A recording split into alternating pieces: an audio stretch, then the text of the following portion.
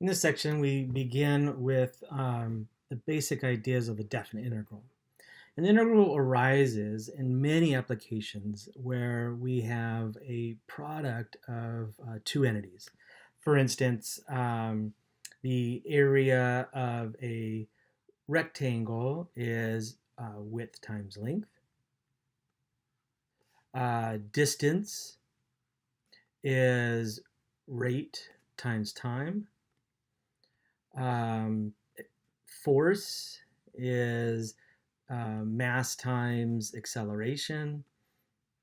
And there's many occurrences where we have a function we're interested in, whether area or distance or force or any others, in which they are related as the product of two objects or two variables. Now, let's take this example here, distance. So this works if we have a fixed rate and a certain amount of time. But what if over time we have different rates? So maybe we've got one rate for a certain amount of time, and then we have another rate for a second amount of time, and a third rate for some third amount of time, and let's just round this out and say fourth rate. So over these different time intervals, we have different rates. And each one of these, if I look at their product, right, if I look at their product, I would get their distances. So I'd have d1, how far traveled in the first interval of time, distance 2, how far we traveled in the second, d3 and d4, so on and so forth. And so the total distance traveled, right, would be the sum of those. So the total distance would be r1 times t1 plus r2 times t2 plus r3 times t3 plus r4 times t4. Right? Very simple idea here. And we could graphically represent this just to kind of get another view of a way we could look at total distance. So say, I don't know, let's just make life easy. And maybe this is the value of R1. This is the value of R2, value of R3, and R4. Right? And we'll graph it this way. So here is T1, and then here would be this interval would have length T2. This interval would have length, say, T3. And maybe this interval has length T4. So we know that for the time from 0 to T1, we have a fixed rate of R1. So we could graph like this. And then from T1 to T2, we have a fixed rate of R2. So it would be constant like that. From this point for T3 minutes or hours, whatever the units are, our rate would be constant. And again, for here, our rate would be constant again. So we could graph our rate function like this. And if I come back and take a look at what we're doing, well, we're taking R1 times T1.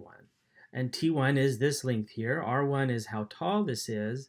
And so we can interpret this product, even though we know it's distance, it's also geometrically the area of this rectangle, right? And same here, R1, R2 times T2 is the area of this rectangle. R3 times T3 is the area of this rectangle. And R4 times T4 is the area of this rectangle. And so we get a geometric connection, even though the interpretation here is that these products are distances. But when we graph them, we see that we can also interpret their products as areas. And this is what's at the heart of an integral, that oftentimes if we want to know the total of some product of variables, it turns out that we can view it in the same manner geometrically as the area under the curve. Now this is a very simple example, so we would just, the area is just a bunch of rectangles, we could add it up. The question is much more interesting when we consider our rate not to be constant over time, but to be a function of time. So, for example, what if we said that we've got a function r of t, and maybe it's negative t squared plus 49. Right? Idea here, maybe there's some object that's gotten a push, but due to friction, it'll slow down, and after 7 minutes, right, it'd be at a stop. So this has a rate over time, and it's slowing down till it finally stops. That seems like a reasonable model, but now unlike the other one where we had constant values of rate, we have a continuously changing value of rate. And if we graphed this function, it would look like this. But we still want to know what is the total distance traveled by this object moving at this given rate. And, well, like in the previous example where we had constants, we could estimate the distance traveled, which is the same as the area under this curve. We could estimate it by making a simple assumption that says, okay, well, we know that the function doesn't have a constant rate. But what if we just assumed that we fixed the rate for fixed intervals of time?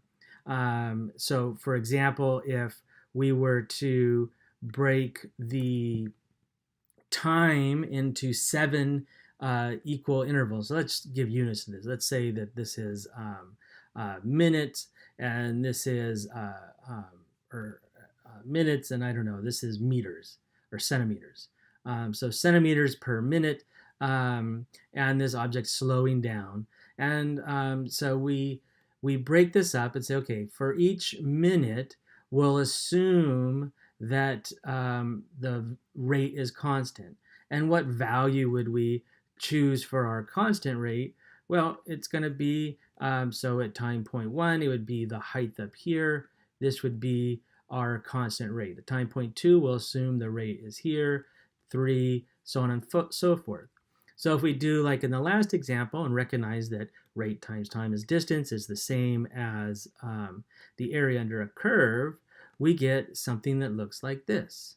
And so we have constant rates here throughout, and the total distance would be approximately the area or the sum of the area of these 7 rectangles. Now notice we have one rectangle here which has height 0, but nonetheless we can use our mathematical skills and calculate what this area or the sum of these rectangles should be.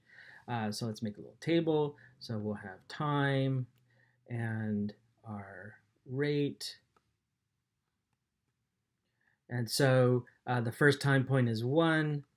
The next time point is 2, 3, 4, 5, 6, and 7. And then when we put these values into our function, so we put t equals 1 into here, we'll get 48. T equals 2 into there, we'll get 45. So filling out this table, we would get 40, 33, 24, 13, and 0. So these are, again, I stress, we know that the rate's not constant, but we just make an assumption because we're trying to estimate the total distance and say, okay, well, over each interval of length, so how much time is going on here?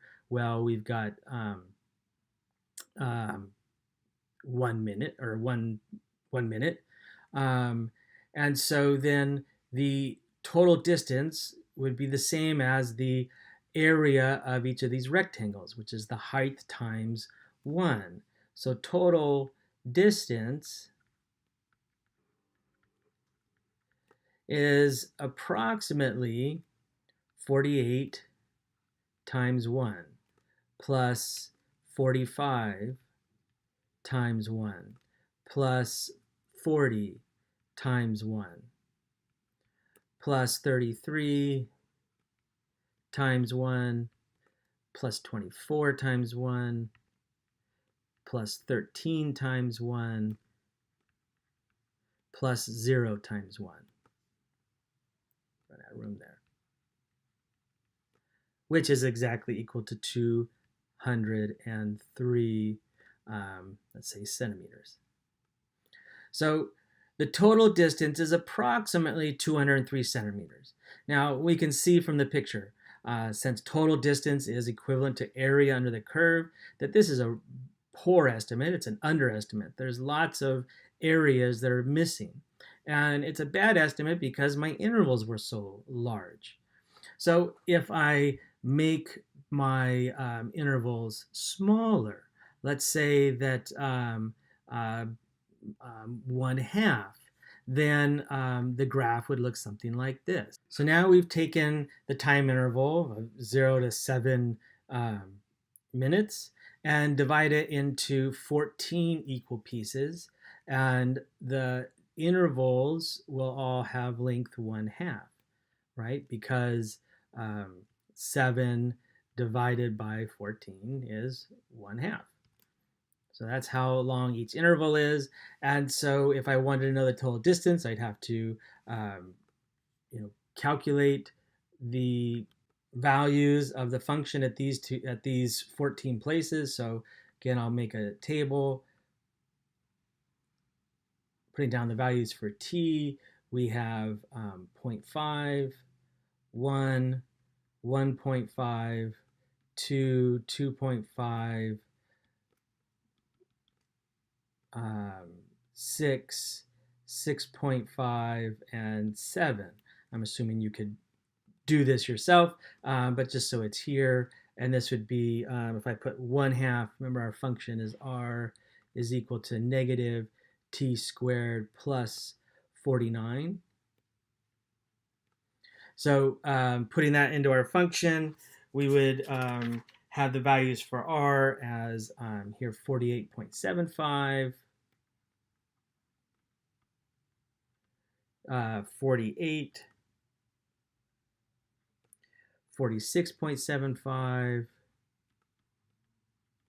at 2 it'd be 45, 2.5 it's 42.75,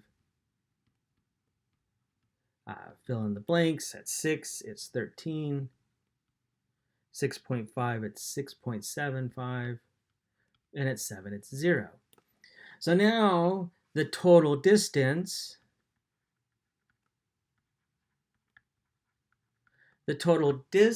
is approximately the sum of this product, the rate, which is the height, right? Rate times time. Well, each time interval is 1/2. So now it would be 48.75 times 0.5 plus 48 times 0.5 plus 46.75 times 1/2 plus 45 times 1/2 plus 47.75 times 1/2 plus, again, all the stuff in the middle. You would have to calculate this, but I'm just sparing you the monotony. 13 times 0.5 plus 6.75 times 0.5 plus 0 times 0.5. And you put this into a calculator, you Excel spreadsheet, whatever you want, and you would find that this is 216.125 centimeters. So as before, this is an underestimate of the total distance because we can see from the picture that the rectangles don't fully fill out the area. So how might we get a better approximation? Thought you'd never ask. Well, let's subdivide the time intervals into 50 equal pieces. So then our graph would look something like this. And we see that the rectangles fit underneath the graph much better. The gaps are much smaller. And our increments of time, we can figure out how big they are because there's 50 subintervals and the length of time is 7 minutes. And so the change in time, we'll call it delta t, would be the length of time divided by the number of intervals. So it'd be 7 over 50. Now, that means that we have 50 time points to evaluate, and that is not something that I want to do by hand, would I ask you to do by hand. But I do want to show you how we can use technology to approximate what this area would be using a Google spreadsheet. So in the next video, we will use a Google spreadsheet to approximate the total distance and or the area under this curve.